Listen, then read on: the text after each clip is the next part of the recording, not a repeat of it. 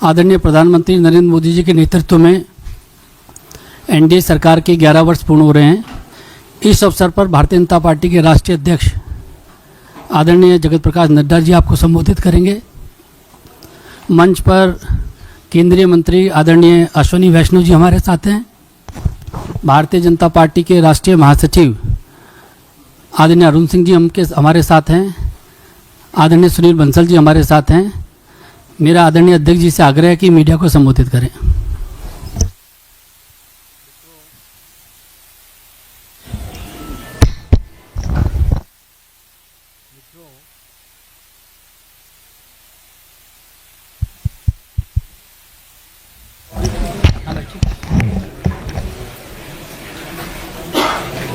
मित्रों, जैसा कि अभी अनिल बल्लू जी ने जो आपको बताया कि प्रधानमंत्री मोदी जी के नेतृत्व में हम 11 साल पूरे कर रहे हैं और उनके नेतृत्व में चलने वाला ये सरकार, उसके बारे में आज हम कोशिश करेंगे कि चर्चा करें, क्योंकि 10 साल 11 साल की अवधि को एक प्रेस कॉन्फ्रेंस में बांध देना ये बहुत ही कठिन काम है।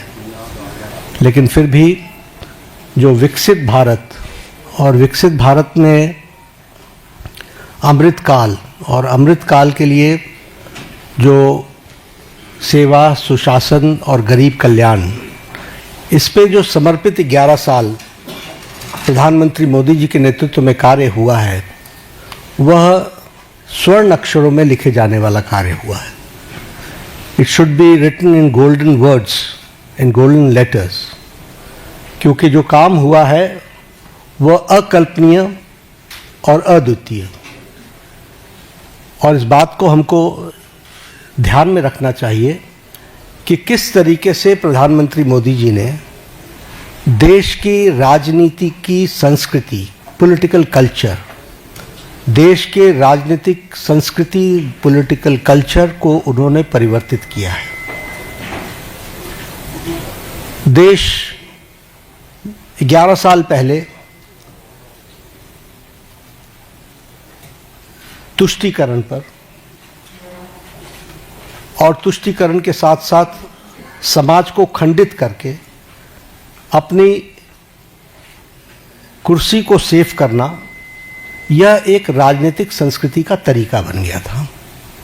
लेकिन प्रधानमंत्री मोदी जी के आने के बाद जब मैं कहता हूं कि he change the political culture of the country, तो politics of performance, responsive government, responsible government, एक जिम्मेवार सरकार, एक जवाबदेह सरकार, और इसके साथ साथ हम ये कहेंगे कि पॉलिटिक्स ऑफ रिपोर्ट कार्ड, यानी हम अकाउंटेबल गवर्नमेंट, जो हम काम कर रहे हैं उसको हम जनता के सामने अकाउंट करते हुए चीज़ों को रखें।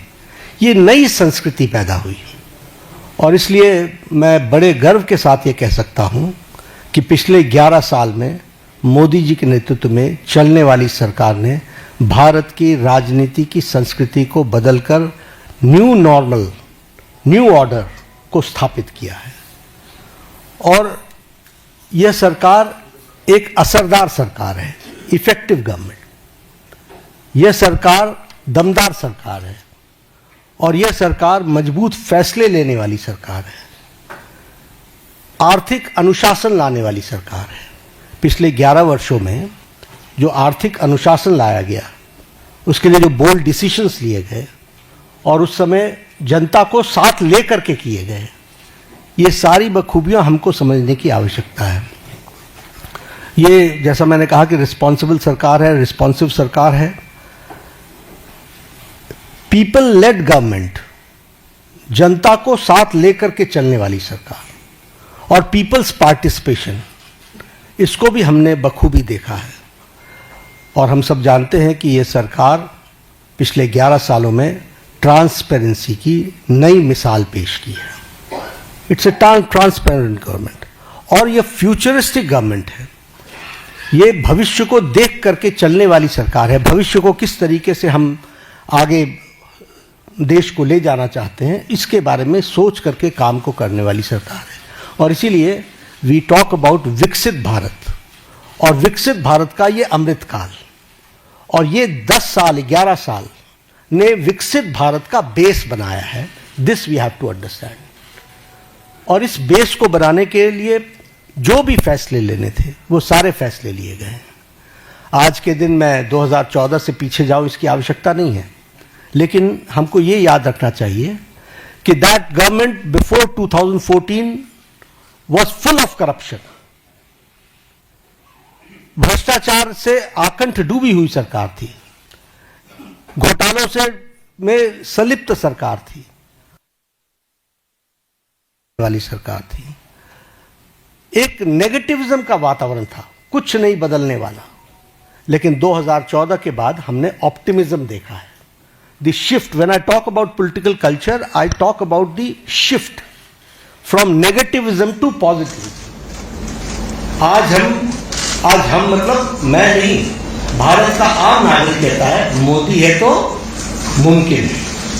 मोदी जी के बारे में ये धारणा बनना, समस्याओं का सॉल्यूशन करेंगे और समस्याओं को सॉल्व करेंगे, ये आम व्यक्ति की धारणा बन गई है। और इसीलिए आज हम ये भी, आविष्कार और नवाचार, ये तीनों चीजें जुड़ी हैं। आज हम डेवलपमेंट भी कर रहे हैं और उसके साथ साथ हम बेस्ट प्रैक्टिसेस भी ला रहे हैं, नवाचार भी हो रहा है, और इस तरीके से विकास के काम को आगे बढ़ाया है।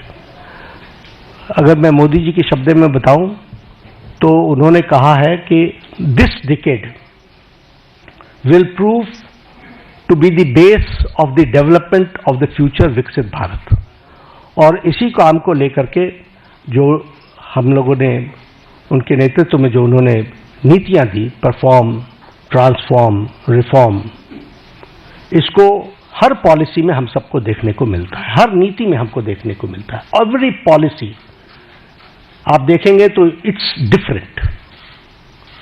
पुरानी पॉलिसीज में भी जो चेंजेस आई हैं वो इसलिए कि रिफॉर्म चाहिए, और उसी के साथ साथ हमको ट्रांसफॉर्म करना है और इसके लिए परफॉर्म करना है। और एक बेसिक प्रिंसिपल पिछले 11 वर्षों में हम लोगों ने अडॉप्ट किया, और ये मोदी जी की ही सोच रही है, सबका साथ, सबका विकास, सबका विश्वास, सबका प्रयास। बहुत चैलेंजेस भी आते हैं, लेकिन उसके बावजूद भी अंडरलाइनिंग प्रिंसिपल हमारा बड़ा स्पष्ट रहा है।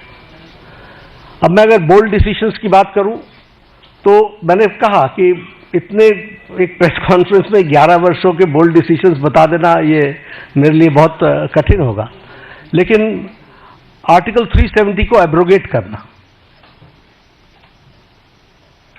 पॉलिटिकल नैरेटिव बन चुका था कि दिस इज नॉट पॉसिबल, देश मान चुका था कि दिस इज नॉट पॉसिबल, और वो आर्टिकल 370 धाराशाही हुआ और एब्रोगेट हुआ, वो हम सबको पता है। और आप ही सोचिए, जम्मू कश्मीर के इलेक्शंस को आप कहते थे महज फॉर्मेलिटी है, आप ही लोग कहते थे, सब लोग। लोकसभा में टर्नआउट 58.46% रहा, और विधानसभा J&K के इलेक्शन में turnout was 63%। This is the change and this is the result of the bold decision taken. अगर हम उसी तरीके से बात करें एबॉलिशन ऑफ ट्रिपल तलाक, सब लोग जानते हैं कि ट्रिपल तलाक मानवता के लिए और ह्यूमैनिटी के लिए और महिलाओं के लिए एक बहुत बड़ी त्रासदी थी, ट्रेजेडी थी, लेकिन चुप बैठे हुए थे, सुप्रीम कोर्ट भी बोल रहा था। लेकिन ये बोल्ड डिसीजन लेना और ट्रिपल तलाक को समाप्त करना, जबकि इस्लामिक कंट्रीज में और हमारे नेबरिंग कंट्रीज में कहीं भी ट्रिपल तलाक नहीं है। Bangladesh, Pakistan, Afghanistan, Syria, Iran, Iraq, Malaysia सब डोमिनेटेड मुस्लिम देश रहे हैं और इस्लामिक देश रहे हैं, लेकिन यहां भी ट्रिपल तलाक नहीं था और हमारे यहां ट्रिपल तलाक चल रहा था। एक बोल्ड डिसीजन लिया गया। उसी तरीके से enactment of the new Waqf act हम लोग डिस्कशन कर रहे हैं। वी नो किस तरीके से एक नैरेटिव बनाने का प्रयास हुआ, लेकिन in the interest of the nation, देश के इंटरेस्ट में और उस कम्युनिटी के इंटरेस्ट में वक्फ बोर्ड बनाने की न्यू एनैक्टमेंट की आवश्यकता थी, वो बोल्ड डिसीजन लिया गया। उसी तरीके से सिटीजन्स अमेंडमेंट एक्ट, उसी तरीके से डीमोनेटाइजेशन, उसी तरीके से मोर देन 3 डिकेड्स हम विमेन रिजर्वेशन की तरफ नहीं बढ़ पाए, लेकिन 33% विमेन रिजर्वेशन देने का काम प्रधानमंत्री मोदी जी के नेतृत्व में हुआ। और उसी तरीके से अगर हम देखें इकोनॉमिक डिसिप्लिन के लिए, इकोनॉमिक डिसीजन में भी बहुत गहरी सोच के साथ जो आर्थिक जगत को बहुत तीव्र गति से आगे खड़ा कर सके, इसके लिए निर्णय लिए गए। प्रेजेंटेशन ऑफ बजट का एडवांसमेंट, हम अभी भी ब्रिटिश की दुनिया में जी रहे थे, ब्रिटिश काल में जी रहे थे, उसको एडवांस करना, उसके साथ साथ प्लान और नॉन प्लान एक्सपेंडिचर को अलग अलग जो डिस्टिंक्शन था उसको समाप्त करना, ताकि हम बेटर किटी का उपयोग कर सके। हमारे अश्विनी जी बैठे हुए हैं, रेल बजट को एसिमिलेट करना और भारत की आर्थिक जगत को एक साथ कैसे देश के लिए डेवलप किया जा सकता है उसको करना। आप भी जानते हैं, हम भी जानते हैं कि हमारी इकॉनमी 10th से छलांग लगा करके 5th पर पहुंच गई, और अब जो इंटरनेशनल मॉनेटरी फंड का जो अब नया डेटा आ रहा है वो हमको 4थे स्थान पर ला रहा है, और हम 4थे स्थान की तरफ हम अग्रसर हुए हैं। और हम 4th straight consecutive 4th straight में हम अपने ग्रोइंग इकोनॉमी में इस ईयर भी हम सबसे आगे हैं। और उसी तरीके से हम देखें फास्टेस्ट ग्रोइंग इकोनॉमी के रूप में हमारा 4था साल लगातार चल रहा है। Per capita income has increased by 67%, foreign exchange reserves has increased by 135%, exports at the record of to the US dollars is 825 billion, gross FDI rise is 106%, taxpayers का बेस बहुत इंक्रीज हुआ है वो 127%, और उसी तरीके से ग्रॉस डायरेक्ट टैक्स कलेक्शन ये भी 238% का इंक्रीज हुआ है। अगर एजेंसीज की बात करें तो bright spot international monetary fund Bharat की इकॉनमी को IMF बोलता है, वर्ल्ड बैंक हमारे को fastest growing economy major economy in the world कहता है, और वर्ल्ड इकोनॉमिक फोरम हमको वो कहता है कि India is all set for as a primary engine of the global economic growth in 2025 and 26। यानी सारी विपरीत परिस्थिति में भारत की इकॉनमी सुदृढ़ और सक्षम तरीके से आगे बढ़ रही है, ये हमको ध्यान में रखना चाहिए। जब हम रिस्पॉन्सिव गवर्नमेंट की बात करते हैं तो प्रोएक्टिव डिसीजंस एक नहीं अनेकों हुए, और राहत के काम में तो हम प्रधानमंत्री मोदी जी कभी पीछे नहीं रहे। फिर चाहे बात ऑपरेशन गंगा की हो और सिटीजन्स को यूक्रेन से लाने की बात हो, प्रोएक्टिव होकर के किसी और देश ने अपने सिटीजन्स की चिंता नहीं की, लेकिन इंडिया ने, और इंडिया ही नहीं, इंडियंस के साथ साथ इंडियन फ्लैग के साथ साथ कई दूसरे देश के लोग भी यूक्रेन से बाहर आए। तो यह एक पॉजिटिव नोट के साथ, उसी तरीके से हमारे वंदे भारत मिशन जिसमें 67 लाख लोगों को कोविड के दौरान स्वदेश भारत वापस लाने का काम हुआ है। ऑपरेशन देवी शक्ति में अफगानिस्तान से लोगों को वापस लाए, ऑपरेशन राहत में येमेन से हम लगभग 5000 जो हमारे इंडियन सिटीजन्स थे उनको लेकर के आए, और उनके साथ साथ 41 नेशंस के जो दूसरे सिटीजन्स भी फंसे हुए थे उनको भी मोर देन 1000 उनको भी निकाल करके लेकर के आए। ऑपरेशन मैत्री में नेपाल में हम अर्थक्वेक में सबसे आगे रहे, we were the first to reach and land in Kathmandu, और हम लोगों ने राहत कार्य किया। और अगर मैं ऑपरेशन वैक्सीन मैत्री की बात करूं तो ये बार बार मैं याद दिलाना चाहता हूं कि मोर देन 150 कंट्रीज में हमने वैक्सीन को पहुंचाया, और हमने कोशिश की कम से कम 48 कंट्रीज को तो फ्री वैक्सीन दी गई है, और ये वैक्सीन मैत्री में भी हम प्रोएक्टिव रहे। कोविड मैनेजमेंट पर मैं जरूर बोलना चाहूंगा, क्योंकि जब मैं रिस्पॉन्सिबल और रिस्पॉन्सिव गवर्नमेंट की बात करता हूं, देखिए ये पेंडेमिक सारी दुनिया के लिए आया था। ये पेंडेमिक इस शताब्दी का सबसे बड़ा पेंडेमिक रहा और इस पेंडेमिक में विभिन्न कंट्रीज ने अपने अपने तरीके से रिस्पॉन्ड किया, क्योंकि इसके रिस्पॉन्ड करने का कोई तरीका नहीं था। सबने अपने अपने तरीके से रिस्पॉन्ड किया। लेकिन जो मोदी जी के नेतृत्व में भारत ने जिस तरीके से कोविड को रिस्पॉन्ड किया, किसी कंट्री ने नहीं किया। और किसी कंट्री, हर एक जगह कोविड की लड़ाई सरकार ने लड़ी। भारत में मोदी जी ने कोविड की लड़ाई जनता के साथ मिलकर के लड़ा।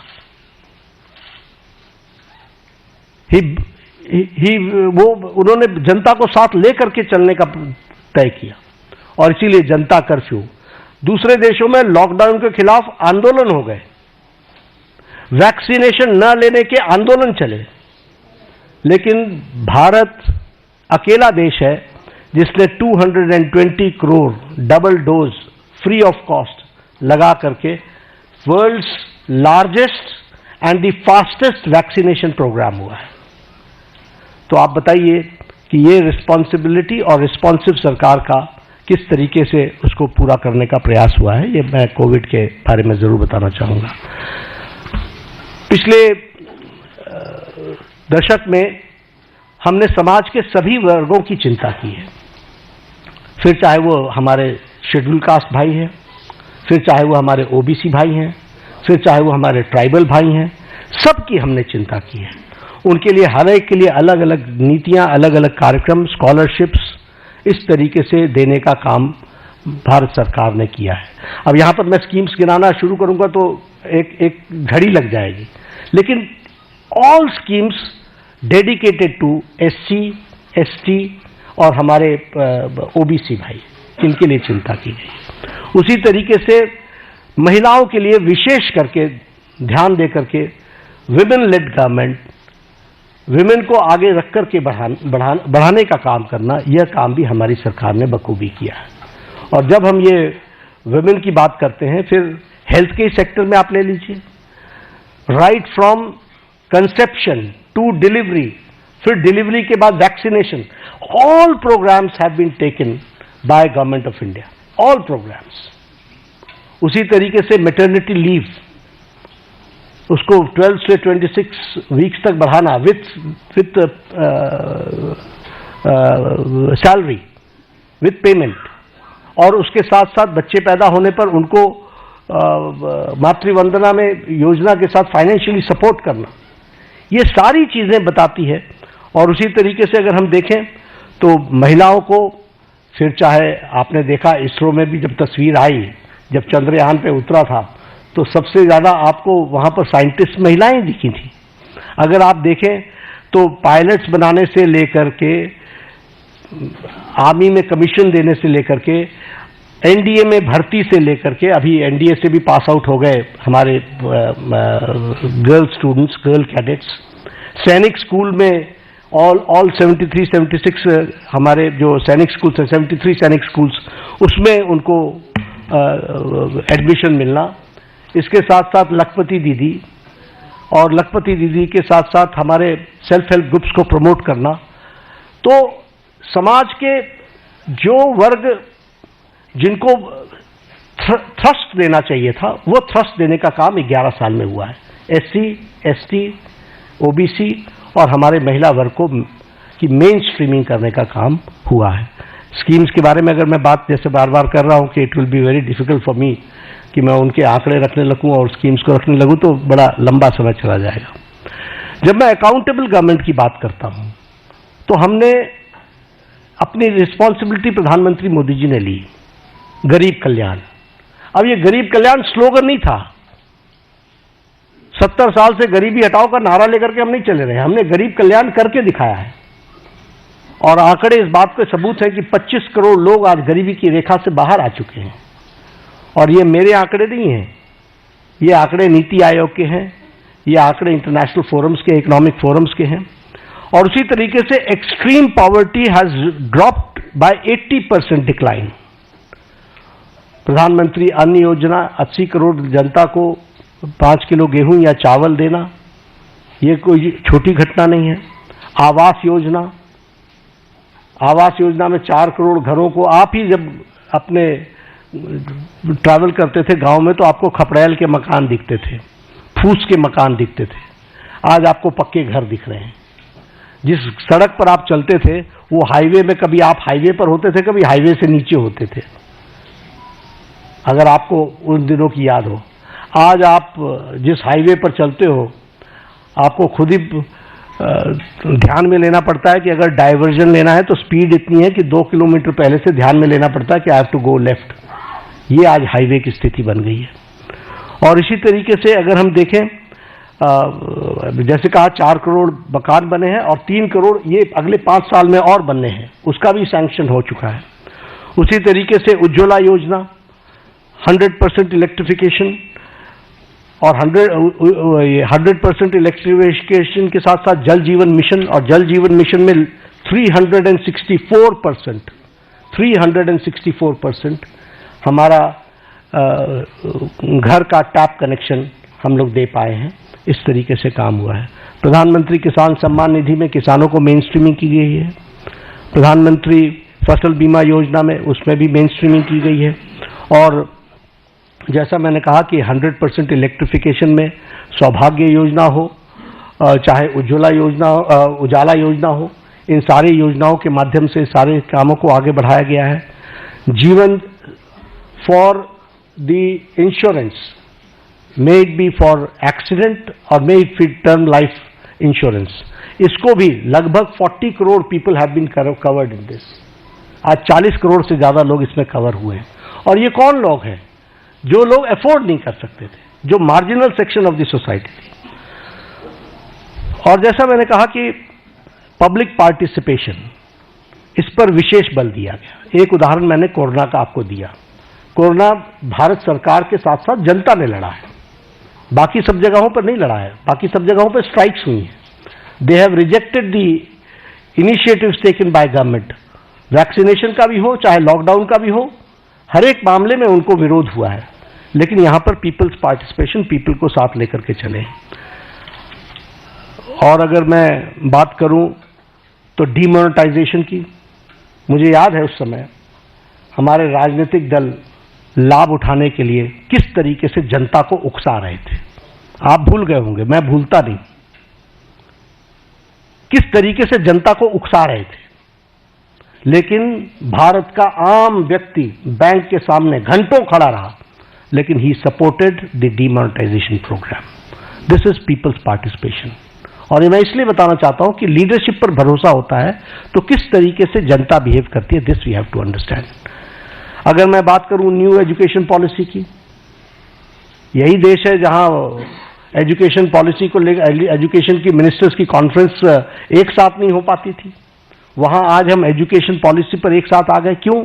क्योंकि कंसल्टेशन इतना वाइड हुआ कि उस कंसल्टेशन के कारण सीमलेस तरीके से न्यू एजुकेशन पॉलिसी 2020 आई। हेल्थ पॉलिसी 2017 की, आपको पता ही नहीं चला कि नई हेल्थ पॉलिसी आ गई। आपको इसलिए नहीं पता चला क्योंकि कोई झगड़ा नहीं हुआ, कोई इशू क्रिएट नहीं हुआ, कोई ऐसी चीज नहीं आई। और कंसल्टेशन इतनी वाइड हुई और इतनी होलिस्टिक अप्रोच में हुई कि वह सब भी आप लोगों ने देखा है। स्वच्छ भारत अभियान, आपके ही आंकड़े बताते हैं कि one of the most successful programme. सिर्फ टॉयलेट्स बनाना ही नहीं, लेकिन हेल्थ के इंडिकेटर से भी ले तो हमको स्वच्छ भारत अभियान का सीधा फायदा दिखता हुआ नजर आता है। जब हम देखते हैं कि हमारे बच्चों के जो उनको जो प्रॉब्लम्स होती थी उसमें डिक्लाइन आ गया है, तो ये सारी बातें हमको जनता के सपोर्ट से मिली हैं। जब मैं ट्रांसपेरेंट गवर्नमेंट की बात करता हूं तो आपने देखा होगा डीबीटी का लगभग 130 टाइम्स ट्रांजैक्शन बढ़ गया है। और उसी तरीके से जैम ट्रिनिटी ने 3.9 लाख करोड़ की लीकेज को रोका है। और उसी तरीके से हमारे ट्रांसपेरेंट टैक्सेशन को और उसको भी हम लोगों ने लॉन्च किया ताकि ट्रांसपेरेंट टैक्सेशन का प्रोसेस को अडॉप्ट करें और कोई भी ऑनेस्ट टैक्स पेयर को उसका लाभ मिल सके। प्रगति के माध्यम से सारी स्कीम्स को एक तरीके से कोशिश की गई है कि जो रुके हुए प्रोजेक्ट्स थे जिसके बारे में चर्चा नहीं होती थी, वह भी चर्चा हो और उसको भी सही ढंग से हम जनता के लिए समर्पित कर सके, इस बात का प्रयास हुआ है। कोऑपरेटिव फेडरलिज्म की अगर मैं बात करूं तो ये स्लोगन नहीं है, जीएसटी इज एन एग्जाम्पल, और ये बोल्ड डिसीजन का एक एग्जाम्पल है। आखिर जीएसटी के पीछे डेलिब्रेशंस तो सालों से चल रही थी, why it was not implemented, और इम्प्लीमेंटेशन में 17 टैक्सेस, 13 सेसेस, सरचार्जेस को सब्स्यूम किया गया है, और सभी स्टेट्स एक साथ एक प्लेटफॉर्म पर आए हैं, और आज tax collection 20.8 lakh crore a year हो चुका है। उसी तरीके से टैक्स डिवोल्यूशन को स्टेट्स को 283% बढ़ा है। हमारे स्टेट्स, आपको मालूम है कि राजनीतिक कारणों से कुछ लोग हमेशा चर्चा करते रहते हैं, स्टेट्स की अनदेखी हो रही है, स्टेट्स की अनदेखी हो रही है। The increase is 283% increase. और मैं बतौर हेल्थ मिनिस्टर कहता हूं कि जब भी कोई आता है, हम हमेशा सबको बोलते हैं, finance is not the problem, implementation is your problem. आप उसको इंप्लीमेंट करो, फाइनेंस की कोई प्रॉब्लम नहीं है, और इसको हम करके दिखा रहे हैं। उसी तरीके से हमारी नीति आयोग की रेगुलर मीटिंग्स होना, चीफ मिनिस्टर्स का पार्टिसिपेट करना, कोरोना के दौरान 11 फॉर्मल मीटिंग्स हुई। इसलिए कोऑपरेटिव फेडरलिज्म में सबको साथ लेकर के चलने का मोदी जी का मन, और मोदी जी के द्वारा हमेशा उसको आगे बढ़ाने का काम किया गया है। और स्टेट्स को, और प्रधानमंत्री जी ने तो कई बार कहा है कि अगर देश को आगे बढ़ाना है तो हमको प्रदेशों को आगे बढ़ाना पड़ेगा। और ये एस्पिरेशनल डिस्ट्रिक्ट्स के लाने के कॉन्सेप्ट किसने दिया? ये मोदी जी ने दिया। ये स्टेट्स के ही तो डिस्ट्रिक्ट्स हैं जिनको मेन स्ट्रीमिंग करने का और उनको ताकत देने का काम किया जा रहा है। फ्यूचरिस्टिक गवर्नमेंट है, और फ्यूचरिस्टिक गवर्नमेंट अगर हम कहते हैं तो चाहे वो इंडिया का एआई मिशन हो, फिर चाहे वो हमारा स्कीम्स को आगे बढ़ाने का हो, चंद्रयान 3 हो, आदित्य L1 हो, या फिर गंगायान मिशन हो, ये सब देश को फ्यूचरिस्टिक दृष्टि से कैसे देख रहे हैं उसका एक जीता जागता तस्वीर है। और फ्यूचरिस्टिक गवर्नमेंट का सबसे बड़ा एग्जाम्पल है विकसित भारत की कल्पना को साकार करना।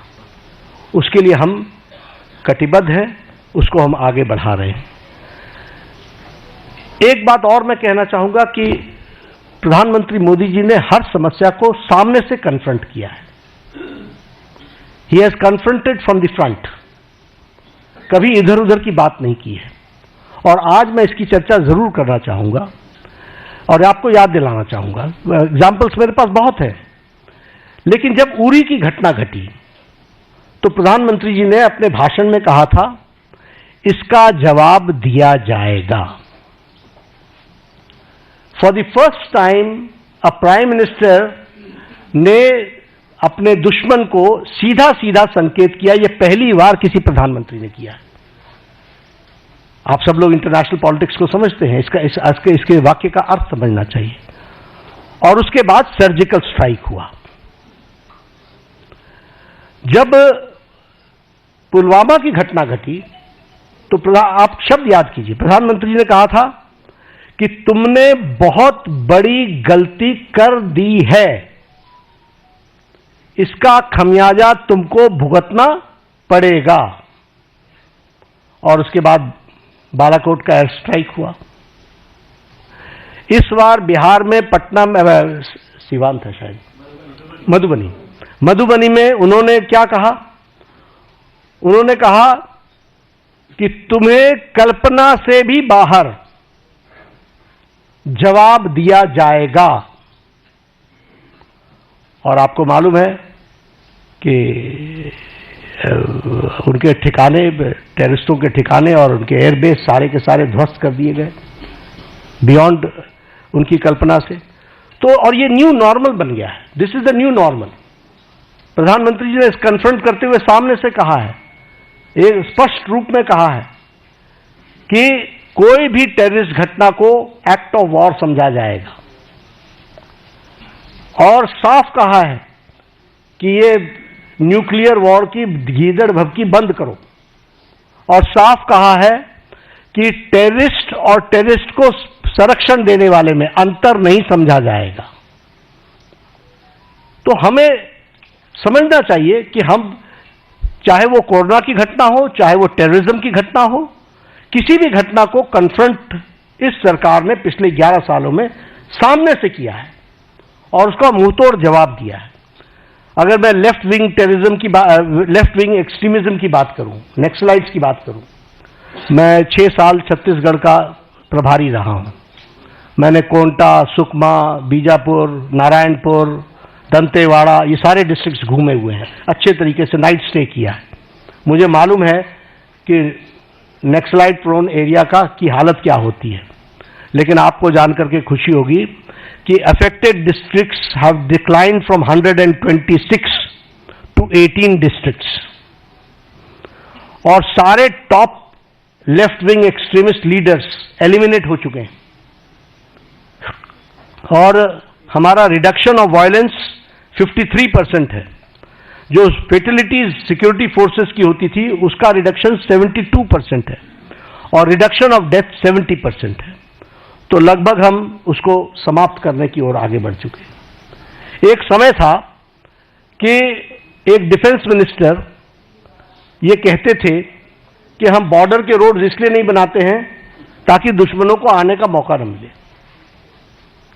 और आज बॉर्डर रोड्स में 8,000 किलोमीटर्स के बॉर्डर रोड्स और ब्रिजेस के बनाने का काम, और उसको भी परमानेंट ब्रिजेस बनाने का काम लगभग 400 बने हैं। अटल टनल की बात करें, अगर सेला टनल की बात करें, या शिकुनला टनल की बात करें, ये मेजर ब्रिजेस हैं जो हमारे को सिक्योरिटी के एंगल से बहुत महत्वपूर्ण है और जो देश की सिक्योरिटी के लिए काम कर रहे हैं। इंफ्रास्ट्रक्चर की बात अगर मैं करूं, रोड्स, एयरवेज, रेलवेज, ब्रिजेस, तो बड़ी लंबी फहरिस्त है उसकी जो उस पर चर्चा करेंगे। लेकिन हाँ, चेनाब की चर्चा मैं जरूर करना चाहूंगा कि नरसिम्हा राव जी के टाइम पर शिलान्यास रखा गया था। देखिए गवर्नमेंट के एक्शन को, नरसिम्हा राव जी के टाइम पर 1995 में रखा गया था, और इसको अटल जी ने project of national importance declare किया, और पूरा करने का काम प्रधानमंत्री मोदी जी ने 6 जून को, अभी 3 दिन पहले, उसको पूरा किया। वो भी हमको ध्यान में रखना चाहिए। तो इसलिए समस्याओं को टालते रहना, ये इस सरकार की न रीति रही न नीति रही। सरकार ने समाज के सभी वर्गों की चिंता करते हुए कोशिश की कि उनके जीवन में सुधार हो, और आज पूरी ताकत के साथ हम विकसित भारत की ओर एक लंबी छलांग लेने के लिए तैयार हुए हैं। पिछले 11 वर्षों में मैंने पहले कहा कि अनइमेजिनेबल, जो किसी ने कल्पना नहीं की थी, वो काम हुए हैं, और इसके साथ साथ पिछले 11 साल में देश को एक विकसित भारत की तरफ ले जाने में और समाज के सभी वर्गों को साथ लेकर के चल करके आगे बढ़ने में प्रधानमंत्री मोदी जी का नेतृत्व सफल रहा है। और आज 11 साल पूरे होने पर मैंने कोशिश की, it is very difficult to comprehend the whole work done in last 11 years, but I've tried to point out some major things, and I've tried to highlight the issues, the policies and programs जिनके माध्यम से इस कार्य को पूरा करने का काम प्रधानमंत्री मोदी जी ने किया है। धन्यवाद। बहुत बहुत धन्यवाद आदरणीय राष्ट्रीय अध्यक्ष जी। अभी अध्यक्ष जी के भाषण के दौरान, प्रेस वार्ता के दौरान ही बहुत बड़ी संख्या में आप लोगों के मैसेज आए हैं सवालों के लिए, इतनी बहुत बड़ी संख्या में आए हैं। हम कोशिश करेंगे कुछ सवालों का जरूर सवाल आप लोगों के लिए। इसके एकदम बाद ही राष्ट्रीय अध्यक्ष जी को एक प्रदर्शनी का भी उद्घाटन करना, आप सब लोग उसमें भी आमंत्रित हैं, तो कुछ सवाल जरूर हम लोग कोशिश करेंगे कि आप लोगों के लिए। Sanjay ji. Devendra Palasar, India TV. Sir मेरा सवाल ये है, और पहलगाम हमला और ऑपरेशन सिंदूर के बैकग्राउंड में रक्षा के क्षेत्र में, सामरिक क्षेत्र में, या फिर विदेश नीति को लेकर जो उपलब्धियां रही मोदी सरकार के अंतर्गत, और एनओपी राहुल गांधी जैसे सवाल खड़े कर रहे हैं कि देश कोलैप्स कर गई, या ऑपरेशन सिंदूर चले गई, कितने फाइटर जेट हमारे नुकसान हुए, इन आलोचनाओं को कैसे देखें? देखिए, मैं यही इसी तरीके से देखता हूं कि भगवान उनको सद्बुद्धि दे, क्योंकि उनका उद्देश्य कम से कम समझना बड़ा मुश्किल है। ऑल पार्टी मीटिंग में आते हैं तो कहते हैं हम देश के साथ खड़े हैं, बाहर जाते हैं तो प्रश्न खड़े करते हैं, और प्रश्न भी वो खड़े करते हैं जो बेबुनियाद है। इसलिए ऐसी इस तरीके का नैरेटिव बनाने का काम, मैं सिर्फ एक यही कह सकता हूं कि एक गैर जिम्मेदाराना विपक्ष की भूमिका वो अदा कर रहे हैं। राम नारायण श्रीवास्तव। सर, ये सुशासन का जो सवाल किया है, पाकिस्तान का सामने हाँ, राम नारायण सुशासन की बात की है, तो पूरे देश में एक चुनाव, इस पर कितना बड़े इसकी क्या प्रगति सरकार और पार्टी में कितना है? देखिए, पार्टी सक्रिय है और पार्टी एक्टिवेटेड है। जनता में जनमानस बने, इसके बारे में चर्चा हो, ये पीपल्स मूवमेंट भी बने और इनैक्टमेंट भी हो, हम कमिटेड हैं। नीरज पांडे। सर, जयराम रमेश जी ने ट्वीट किया है, उन्होंने कहा कि नरेंद्र मोदी जी को आगे आकर 13 साल के उद्योग के बारे में बात करनी चाहिए, लेकिन उन्होंने जेपी नड्डा जी को आगे कर दिया। मुझे उम्मीद है कि पीएम साहब खुद सामने आएंगे, उनके ट्वीट को किस तरह से देखते हैं? नहीं, मैंने यही कहा ना कि उनको आप उनको देखिए, उनकी सारी लीडरशिप को देखिए, चाहे जयराम रमेश जी भी मूल इशू पर कभी भी चर्चा नहीं करते। राष्ट्रीय अध्यक्ष आकर के प्रेस कॉन्फ्रेंस कर रहा है, ये गलत है क्या? सरकार के 11 साल पूरे हो रहे हैं और 11 साल पूरे होने पर पार्टी का जिस पार्टी का नेतृत्व है उसका अगर राष्ट्रीय अध्यक्ष एड्रेस करता है तो प्रॉब्लम क्या है? और जितना प्रधानमंत्री जी जनता से कन्वर्स करते हैं उतना तो शायद जयराम जी अपनी जिंदगी में किसी से बातचीत नहीं की होगी। Akhilesh Singh, times of India. Sir, चुनाव आयोग के बारे में भी सवाल बार बार उठाया जा रहा है, उसके बारे में सब नहीं, देखिए, मैंने फिर कहा कि शब्द ही गैर जिम्मेदाराना है। आप हिमाचल जीत लेते हो, कर्नाटक जीत लेते हो, तब आपको कोई तकलीफ नहीं होती। आप जब चुनाव हार जाते हो तो ये तो बचपन में सुना था ना कि जब जीतने लगो तो हम बहुत अच्छे क्रिकेटर और हारने लगो तो अंपायर गलत है। तो ये कोई तरीका थोड़ी ना है, सोचने का भी कोई तरीका नहीं है। और मैं सच बताता हूं, I am very serious about it. आप देखिए, उन्होंने 4 बार प्रेस कॉन्फ्रेंस किया, चारों में चारों अलग अलग आंकड़े हैं, इतने वोट जुड़ गए, इतने वोट जुड़ गए, हर बार आंकड़े अलग अलग हैं। तो जो इतने कैजुअल अप्रोच के साथ इतनी बड़ी संस्था को अटैक करते हो, कांग्रेस पार्टी को सोचना चाहिए कि उनका नेतृत्व कैसा है, क्या कर रहा है, क्या सोच रहा है, उसके बारे में वो सोचे। बिल्कुल जुड़ा हुआ नाम है। तो मैं तो इतना ही कहूंगा कि मैं ऑपोजिशन में रहा हूं। ऑपोजिशन को किस तरीके से सरकार में आना होता है, इसके तरीके अलग होते हैं। Akhilesh Sharma, India, NDTV. जो पिछले 2 कार्यकाल थे उसकी तुलना अगर इस कार्यकाल से करें तो एक बड़ा अंतर ये है कि इस बार पूर्ण बहुमत से बीजेपी की सरकार नहीं है। जो पिछले बार 9 तारीख को सरकार की शपथ हुई तभी कांग्रेस पार्टी से भविष्यवाणी कर दी थी कि ये सरकार ज्यादा लंबे समय नहीं चल सकती।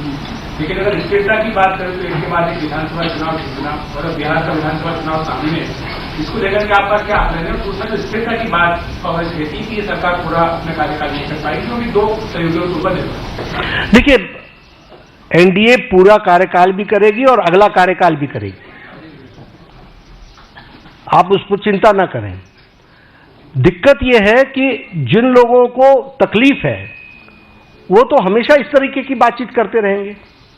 उनको कोई देश आगे बढ़े, राष्ट्र आगे बढ़े, इसकी कितनी चिंता है, ये प्रश्नवाचक चिन्ह है। लेकिन इसकी चिंता है कि मेरी पार्टी कैसे आए, हम कैसे आए। तो ये उनका स्वाभाविक तरीका है, वो स्वाभाविक रूप से इस तरीके के षड्यंत्र रचने की कोशिश करते रहेंगे। हमारी सरकार मजबूत है और यह 5 साल भी और इसके अगले 5 साल भी पूरे अच्छे से चलेगी। बहुत बहुत धन्यवाद। मित्रों, क्षमा प्रार्थी हूँ। मित्रों, जैसा कि अभी अनिल बलूजी ने जो आपको बताया कि